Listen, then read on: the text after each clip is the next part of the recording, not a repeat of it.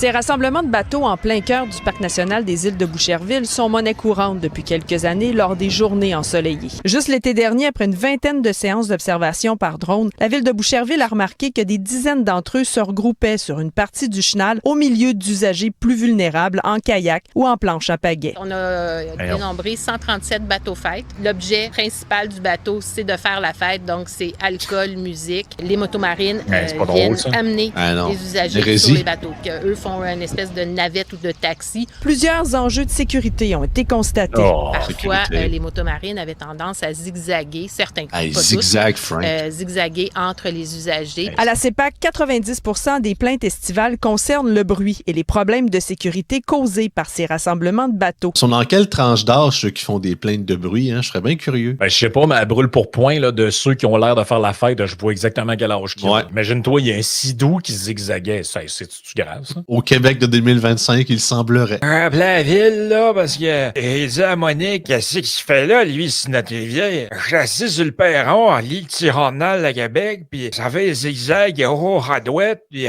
on reçoit une vague sur le bord de ma rive, puis c'est dans eux.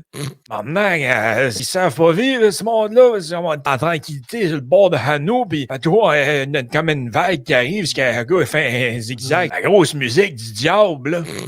Ça rouait aussi le maudit rock'n'roll, là. Oui, ça rouait du Metallica, du Mégapet, là. C'est que...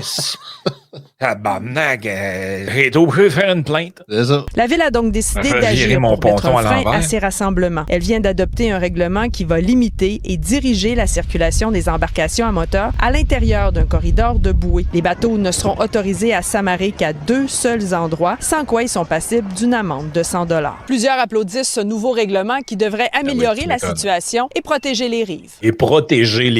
Des affaires de bloquer tout le canal au complet parce que comme genre 6 bateaux qui sont collés ensemble, ok, là je peux comprendre que c'est vrai que ça peut être dangereux. Là. Surtout que tu sais, c'est pas comme en plein milieu du lac Saint-Jean, il y a pas mal moins d'espace pour naviguer. Là. Calvaire. Et surtout, tu sais, là où ils trahissent leurs véritables intentions, qui est vraiment juste d'empêcher les gens d'avoir du plaisir, c'est que s'ils restaient juste sur l'aspect sécurité, en disant ouais, mais c'est parce que là, il y a du monde qui va très vite, et tu sais, il y a quelqu'un qui t'es en kayak, puis il y a un sidou qui arrive au fond sur toi, tu sais, la ville devrait au moins dire, tu sais, de faire attention, puis dans ces journées-là très achalandées pour avoir un bateau qui fait de la surveillance, mettons, là, tu sais, si ça restait juste sur l'aspect sécurité. Non, ils se trahissent quand ils viennent parler du fait que le monde met de la musique puis ils ont du plaisir. Les tapageurs. Ça vient vraiment dire que ce qui vous énerve, c'est que les gens ont du fun.